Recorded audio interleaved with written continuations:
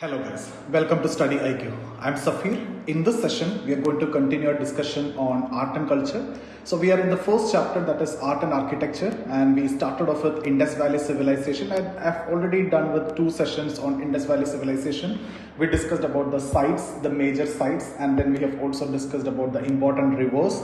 And then we also discussed about the features, which include, we already covered seals, and then we discussed pottery, right? This is something which we have done the last discussion. So this was related to pottery, and we have discussed the different types, like it was made up with fire baked clay. And then we discussed the usual pottery which is used for storing the grains and cooking and all those things. And then we discussed about redware with black design type, and I've shown you this as an example. We have also discussed about this one, perforated pottery, and we also talked about miniature vessels, right? This is miniature vessels which is mainly used for decoration purpose, and this is something which is used for straining liquor. So that is about pottery, and the detailed discussion is done already. This is a quick recap, so I'm not going to discuss everything that we have covered. And then we discussed about the sculpture, and we have divided it into 3: terracotta, stone sculpture, and bronze sculpture. So terracotta, it is again fire baked clay, and we discussed about that. You'll make a shape and then you will fire bake it. And then when we discussed about the stone sculpture, that's where I've discussed about the bearded priest, and from that you can make a lot of inferences, right? The use of wool can be seen, and the cotton, apart from cotton you can see, and the patriarchal society, something from the seals that we discussed, right? And from here also you can actually understand it was a patriarchal society. So this is something which we have discussed, and this is a bearded priest, that sculpture actually. And then we discussed the bronze sculpture, which is actually made up with copper and tin. I've told you there is abundance of copper, especially because of the Khetri and Junjun mines. They can get copper easily because Khetri mines is there, and then tin they used to get it from Afghanistan. Okay, and then the technique which is actually used to make the bronze sculpture, I've also explained, that is the lost wax technique. So again, we have done that, and the example we discussed as dancing girls. And then we also talked about various ornaments, told you mostly necklaces of beads. Okay, and Chanudara was one of the biggest bead industry. And then the necklaces with the stones, statite stone, and then animal bones also. We discussed about cosmetics, discussed about cinnabar, which is used as soap and lipstick, and then kajal, use of kajal we discussed, and sindoor also was used. Medicine, I told you tincture was there, right? And then there were instances or evidences that they use the herbal medicines as well. And then we discussed the trade relations, right? With whom they had the trade, mostly Mesopotamia, Sumer, Dilmun, Oman, etc. And the main trade items were actually cotton, gold, and some tools, right? And then this phosphate rocks, because they use it for agriculture purpose. So this is what we have discussed, and the main navigation, that is actually sea navigation, and I've discussed about the port, that is the Lothal port, which was the only port in the IVC, in Indus Valley Civilization. So guys, that's what we have discussed, and the last thing that we need to discuss under the features of Indus Valley Civilization was town planning. And in fact, it was actually a question in mains, the very first question which was asked in mains in 2015. So the town planning or urban planning, we will discuss the features of town planning. We'll try to make it very clear. It is very important for mains, as well as they can ask you prelims questions from the town planning or urban planning. Both are correct. So what I'll do is I'll give a heading, town planning, or you can also write as urban planning. Guys, very, very important topic, and once we're done with this, I'll also talk about the decline or how it got end. And with that, this topic will be completed, and then we will move to Mauryan period, and then post-Mauryan period, and then we will proceed further. So town planning is what we are supposed to discuss. And see guys, there is a division like between east side and the west side. So in the west side, mainly houses of rich people include the rulers, administrators, the urban merchants, etc. were there. So this is, I'll just write it, rich people, houses, and they live there. So it is mostly on the west side, you will be seeing a river, So it will be near to the river, adjacent to the river. So adjacent to the river, you will see an upraised platform, means slightly at the higher level, near to the river, on the banks of the river, which is on the western side. So in this upraised platforms, you will be seeing some big houses which has been made by the rich people, and the rich people live in this western side. Rich people include the administrators, they include the rulers, they include the merchants and the traders, and all those categories will come here. So on this upraised plane, they will make the houses. It can be single storied house. There are instances or there are evidences that there were double storied houses also, something which you need to keep in mind. There were instances that there were double storied houses as well. Very, very important point, please note it down. Okay, and these houses are big houses which is known as citadel. So again, it is actually a prelims question. So what I am discussing is, on the western side, rich people are living near the river, and there is an upraised platform. On that, you will be making big houses, and these houses are actually known as citadel. Now what about the eastern side? Eastern side is where the common people or the commoners, that means all other sections, are living. Okay, so this is basically for the common people, and the way it has been structured, or it is actually sector wise. Like when you go to cities like in Chandigarh or in Delhi, you will see different sectors. So same way here also there are sectors, and people are living in different sectors, and all sectors are self-sufficient. That means they are independent of other sector and interdependent within sector. Now when I say interdependent, they have everything they need within themselves in the sector. That means there will be a doctor, there will be an artisan, there will be a craftsman. Whatever they want, they can actually get it from that particular sector. Means every kind of people are there in a particular sector. So the sector is self-sufficient. Within sector, people are interdependent, because whatever you need, you can get it from other person in the sector. And there is independence between the sectors. And these sectors are, again, the rods are there. The rods used to cut at right angle pattern, right angles, right? That is 90 degree, the cutting will be there. So I'll just show you, it is like this. Both sides, west as well as east side, based on sector pattern. So okay, so both sides are based on sector pattern, means like this is one sector, this is another sector, and this is another sector, and this is another sector. So you can see they are cutting at right angles, the rods are cutting at right angles. So these are different sectors. Okay, and you will be seeing, you can just write that also, rods are cutting at 90 degree angle, right angles. Okay, now you can see different sectors, there will be drains also in different sectors. Okay, it's like this, you can see drains, okay, like this. Different sectors, there will be drain system, and these are embanked with the bricks. So you'll see bricks, and then it will be covered with the stones. So what I want to tell you is, there was drainage or drain which is covered with the stones. So it is how it looked like. Okay, so and now if you see, each sector have different houses, whether it is in the western side or in the eastern side. So you can see there will be houses like this is, these are houses, and in fact these houses, like if these are drains, right? So these houses are actually connected with this common drain. So whatever waste, and guys, at that point of time, the main objective of drain is to get out the human excreta. That is actually the main objective at that point of time. So every house is actually connected with these drains. So this is how it was actually made.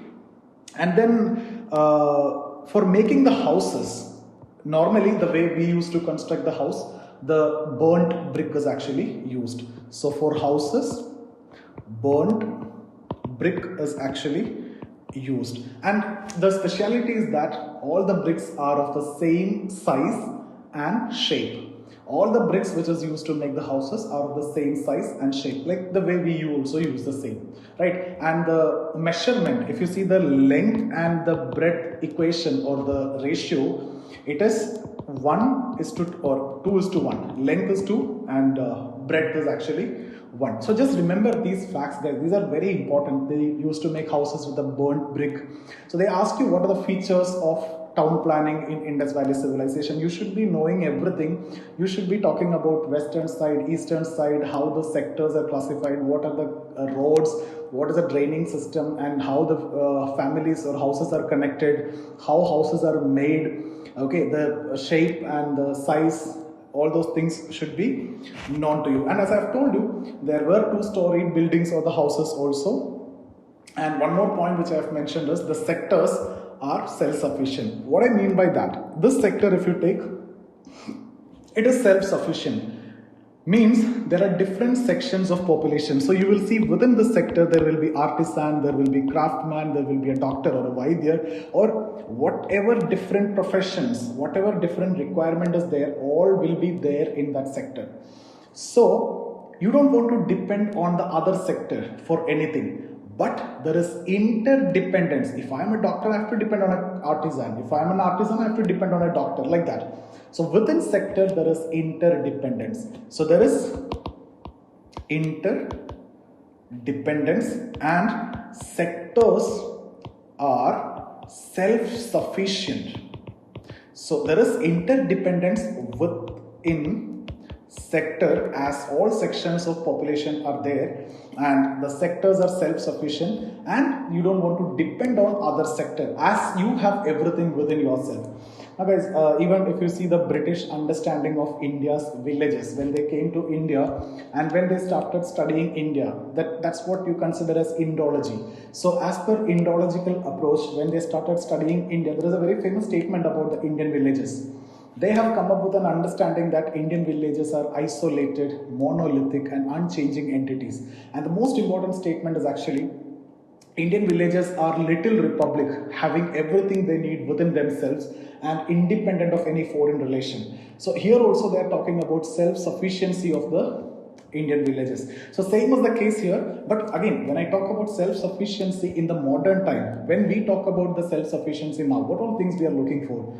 If I am saying one sector, I am living in a sector, and if that sector is self-sufficient, what all things I am looking for? I need some place for shopping. So I want to get all the things which I need from there. I need schools for my children, right? I need hospital in case if there is any emergency. I need some leisure, I need parks. So these are the things that law and order is also very important, right? These are the things that we are mainly looking for. But that's not the case when it comes to this. Again, even if you see law and order, it is not in the eastern side. Eastern side is mainly commoners. I've told you the normal people. But the western side, that's where you see the administrators, the rich people, and the law and order is actually over there. So don't be confused with the modern day setup of self-sufficiency or modern understanding of self-sufficiency. Here, my point is every sections of population are there within a sector and you are interdependent and you can get whatever you want from the sector itself and independent of the other sector. Okay, now the next important fact is in every sector there is common granary. Now granary is for storing the grains. So common graineries for storage, and these are actually scientifically made like this. There will be some gaps or the holes so that the gas exchange will be there.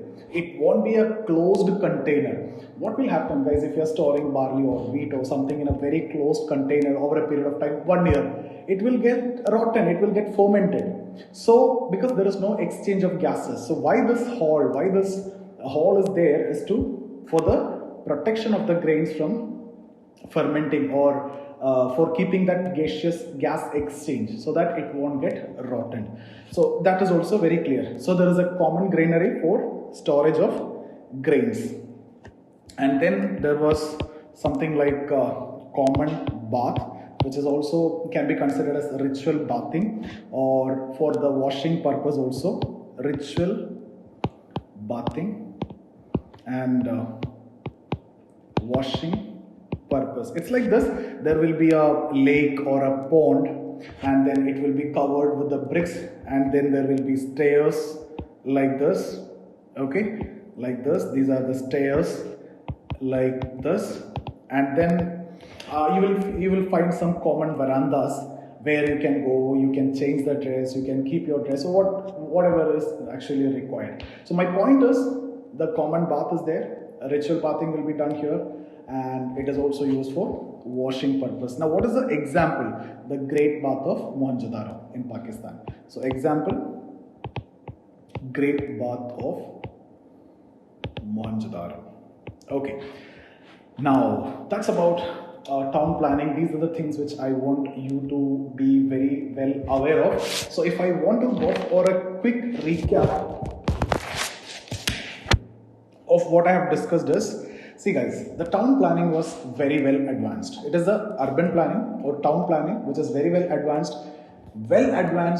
than some contemporary town planning also. Okay, you have seen that, and the draining system was proper. Even now also, the draining system, if you look, it is almost similar, right? The drainage is there, and it will be like you have the same system like this, and then there will be some kind of bricks or things will be used there, right? Concrete setup will be there, and then every house is actually connected. And in fact, in 2015 there was actually a mains question in your GS3 which was related to the problem of drainage in the contemporary system setup. Guys, drainage setup is almost pretty similar to that IVC, Indus Valley Civilization, and now it is pretty similar. But what is the contemporary problem? Population have increased very much drastically. That time, if you see, the population which was noted is actually around 60 lakhs. Okay, at the time of disintegration or at the time of collapse of Indus Valley Civilization, the population is approximately around 60 lakh. But now see the population. Pollution. That time there is no such pollution, right? Everything is organic, everything is natural. But pollution now. So that is another big problem. And the use of plastics. They were never using plastics. Everything was organic. But now the use of plastic and everything is dumped into this drain. So like, you know what I mean to say, right? Everything is actually dumped into the drain. And before, I've told you just before when I talked about the drain system, it was mainly for human excreta. But if you see the contemporary drain system, it is not only for that. Many things and everything, anything and everything goes into that. So again, all these are what you need to write, and these are very easy also to write. You don't want to have great knowledge about this. If you know some basic concepts and if you have some idea, you should be in a position to write a very good answer for this, and you can even make a comparison with Indus Valley Civilization. So my point is, when we go for a quick recap, it's a very well advanced systematic planning, scientific planning compared to some of the contemporary urban planning. Drainage was there, and then eastern, western side we discussed. West is where the rich people live, east is where the commoners live, and houses are made with burnt bricks. Okay, western side river, on the side of that upraised platform, there the big houses are set up. That is what citadels, that's where the rich people live. And then drain system we discussed. Apart from that, I told you it is based on sector pattern, and the sectors, the roads will cut at right angles, that is at 90 degree. So each house is actually made with the burnt brick, and the size and shape is pretty same for each, and the size, the ratio is 1:2. The breadth and the length ratio is actually 1:2, and every house is connected with the drain for the disposal of waste. And there is a common granary for storing the grains, and I've told you the speciality of granary also, which is also scientifically done, so that there will be gaseous exchange and it will prevent from rotting the grain. And then we discussed about the common bath. Now the question is how it came to an end. Guys, how it came to an end, there were debates and there were discussions. So one theory is that invasion by Arya, but it is refuted and it has been proved wrong. So it is not because of invasion by Arya. It is not correct. And then what is the next one? It could be due to flood or epidemic. And most of the scholars are of the opinion that it could be because the 70%, 75% of the scholars were of the opinion that it is due to the flood. Because you have seen there are around 7-8 rivers. We have discussed, we have marked it in the map also. There are 7-8 rivers, right? So there is a possibility of flood. And It is because of flood this civilization came to an end. So this is what we are going to conclude, and at the time of ending of this civilization, there was around 60 lakh people lived over there. That was the population. So that's it, guys. This is what all I want to discuss about this particular area. What we will be doing is, the next topic we will be starting is the Mauryas, okay, Mauryan period. So I hope you enjoy the session. Thank you so much for watching, guys. See you soon in the next session.